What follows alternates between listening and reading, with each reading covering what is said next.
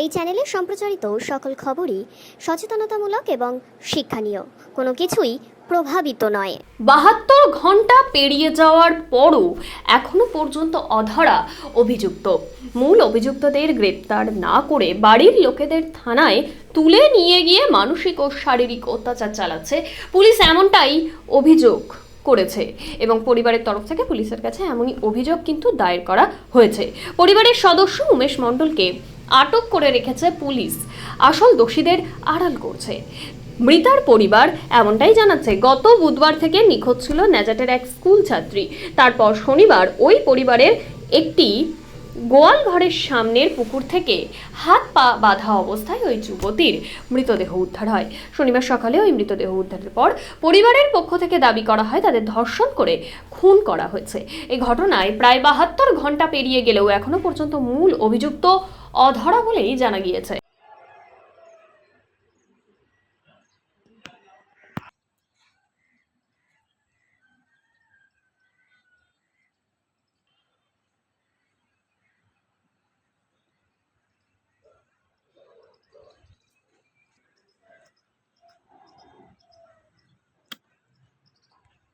বাড়ির কি অবস্থা?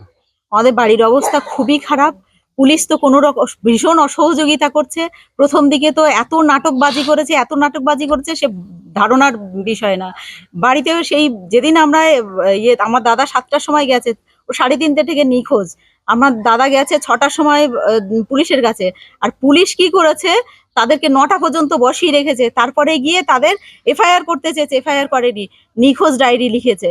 তারপরে ওরা বাড়ি এসেছে। বাড়ি আসলে পুলিশ কি করলো, সেই তারপরের দিন সকালবেলায় এসে বাড়িতে ধর্ণা দিয়ে বসে আছে। তারা কোনো দিকে আশেপাশে খোঁজ করা বা কিছু কোনো দিকে না গিয়ে তারা কি করলো, বাড়ির মধ্যে এসে বসে তাওয়ালি মেরে চলে গেল। আর যেখানটাতে তুলেছে সেখানে পর্যন্ত তারা যদি প্রথম দিনই যদি ওরা ওখানে যদি সিল করে দিত বা ওখানে যদি টহলদারি করতো বা ভালোভাবে খোঁজ নিত পুলিশ, আজকের এই ক্ষতিটা হতো না। আজকে কি করছে পুলিশ? নোংরামি করছে। হয়তো টাকা খেয়েছে, টাকা খেয়েই নোংরামি করছে। নোংরামিটা বাড়ির লোকের ওপরে প্রত্যেকটা মুহূর্তে আসছে বাড়ির লোকেরা। আরে যারা দুধ ভাত দিয়ে যাদেরকে মানুষ করেছে তাদের হত্যা করবে রে? কোন মূর্খের রাজ্যে বাস করি আমরা? পুলিশ কাদেরকে ধরে নিয়ে গেছে আমার দাদাদের ভাইপোদের ধরে নিয়ে গেছে এবং বাড়ি এসে প্রত্যেকটা আমার বৃদ্ধ বাবা মা তাদের প্রতি অত্যাচার করে যাচ্ছে। আমার বাবা মা তাদেরকে বারবার করে হ্যারাস করছে, তাদেরকে বারবার করে জিজ্ঞাসাবাদ করছে। সেই প্রথম দিন থেকে শুধু বাড়ি আসছে, এসে তাওয়ালি মেরে চলে যাচ্ছে।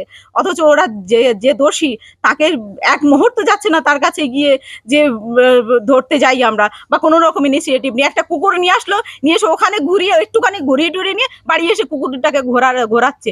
কি বলতে চাইছে? একদম চক্রান্ত করছে এরা পুলিশ। এই পুলিশ জানে পুলিশ ষড়যন্ত্রকারী। আর রীতিমতো এখানে রাজনীতি চক্রান্ত চলছে। আর টাকা খেয়েছে, টাকা খেয়েই এই কাজটা করছে পুলিশ। একদম মানে আমরা শিওর, কারণ বাড়ির প্রত্যেকটা মানুষ, আমার বৃদ্ধ বাবা মা যদি কোনো রকম ক্ষতি হয়ে যায় তা পুলিশের জন্য দায়ী থাকবে, প্রশাসন দায়ী থাকবে। কার কাছ থেকে টাকা খেতে পারে? একদম রাজনীতিবিদদের কাছ থেকে টাকা খেয়েছে, নইলে এরকম করতে পারে না। বাড়ির ওপরে এসে আমরা বলছি যে একে আমরা সন্দেহ করছি, ওকে সন্দেহ করছি না, বলছি তাদের কাছে না গিয়ে বাড়ির লোকগুলোকে এসে হ্যারাস করে যাচ্ছে। একটা ছোট্ট বাচ্চা কলেজে পড়ে আমার ভাইপো, আমার দাদা কাল রাতের থেকে তাদেরকে অ্যারেস্ট করে ধরে রেখে দিয়েছে, তাদেরকে জেরা করে যাচ্ছে। আরে কি জেরা করছিস তাদেরকে রে? তাদেরকে কি জেরা করছিস? আজকে এখনো তাদের খাওয়া জোটেনি, তাদেরকে অত্যাচার করছে, গালিগালাজ করছে, মারধর পর্যন্ত করছে তাদেরকে। আরে কি করেছে তারা দুধ কলা দিয়ে যদি মারার প্রয়োজন ছিল তারা ছোটবেলাতেই মেরে দিত। তারা এখন মারবে কেন? তারা এখন মারতে যাবে কেন? তাকে যদি ভোগ করার প্রয়োজন ছিল ছোটবেলায় ভোগ করতো।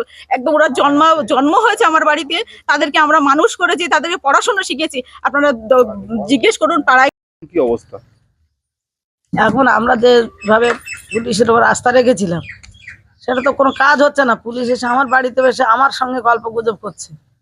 মেয়ে দুটোকে তার মেয়েকে জিজ্ঞেস করছে, টাকা যাচ্ছে, বলছে বল ও টাকা দিচ্ছি, ওরা এরকম সেরকম এইসব বলছে। সে যাই হোক, মোটামুটি আমার কাছে কথা হলো যেভাবে হোক, আমি তো আগাগোড়াই বলছি, আমার বক্তব্য হচ্ছে আসামি আমাদের হাতে তুলে দিক, নাহলে প্রশাসন তো যে তার ব্যবস্থা করে নিতে পারে।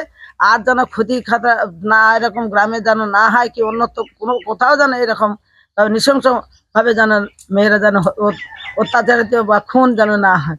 মা মেয়ে কাউকে তো মানছে না খুনিরা, তাহলে আমরা কিভাবে বাস করব? আমাদের তো এখানে কোনো শত্রু নেই, চারিদিকে তো সবাই একসঙ্গে বাস করি, আমাদের সবাই ভালোবাসে, আমাদের কেউ শত্রু নেই। তাহলে এরকম শত্রুতা যে নিরীহ মেয়ে কথা বলতে পারে না। আমার সবচেয়ে কষ্ট যে ওর মাকে তুলে যেটুকু পৌঁছে দিয়েছে এইটুকুনি বাচ্চা, সেইখান থেকে ও কালকে জিজ্ঞাসা করছে আদিবাসী ভাষা জানে না, ওর মা কেঁদে বুক পেলে তোকে যে আদিবাসী সম্প্রদায়ের সব মানুষ এসেছিল তারা যা ভাষা বলছে, ও তো কিছু ভাষা জানে না। আমার বাঙালি বাড়িতে বসে মানুষ হচ্ছে, সেই বাংলা কথাই ছাড়া কিছু বোঝে না। তাহলে সেই মেয়ের বাচ্চা ভালো করে কথা বলতে পারে না, যে মেয়েটা মানে হত্যা হয়েছে, জায়গায় হত্যা করা হয়েছে, সে কারো মুখের দিকে তাকিয়ে কথা বলে না। গ্রাম অঞ্চলের মানুষ সবাই জানে একটা মেয়ে কোনোদিন, স্কুল মাস্টাররা কাঁদছে, বরং কোনো মাথা তুলে কথা বলে না। তো পুলিশ কোনো সাহায্য করছে না? না, সাহায্য বলতে ওই পাশে এসে গল্প গুজব করছে, ওইখানে সেখানে দাঁড়িয়ে থাকে। আসল মেন জায়গায় তারা ঘুরছে না, যেখানে আসামি আছে সেখানে যাচ্ছে না। তাহলে কার উপর ভরসা করবো? তাহলে প্রশাসন যদি না পারে ছেড়ে দিক, এটাই তো নাকি? আর ঘরের লোকগুলোকে তুলে নিয়ে যে আমার ছেলেগুলোকে পেটাচ্ছে, গালাগালি দিচ্ছে, বলে খান কি ছেলে, বল তুই সব সব জানিস কেন? তারা কার ছেলে? আমাকে পুলিশ জবাব দিতে হবে, আমি ছাড়বো না। আমরা তো মরেছি, তারা ভালো করে মরবো। আমরা সব পরিবারে আমরা না খেয়ে আছি, কতদিন আমরা না খেয়ে আছি, আমাদের কি যন্ত্রণা নেই? কি বলতে চাইছে প্রশাসন? আমাদের কি কোনো ইয়ে নেই, ব্যথা নেই? যার সন্তান তার ব্যথা নেই? ব্যথা কার? ব্যথাগুলো কার? কাদের ব্যথা? প্রতিবেশীরা তারাও কাঁদছে, যে যেখানে মানে হিন্দু মুসলিম সব সম্প্রদায় এসে ঝাঁপিয়ে আসছে, যে আমরা কেমন ধরনের মানুষ তারা জানে। তাহলে বলুন, আমি সুবিচার চাই, সুস্থ ভাবে যেন আমি আসামে চোখে দেখি এবং তার বিচার আমি চাই।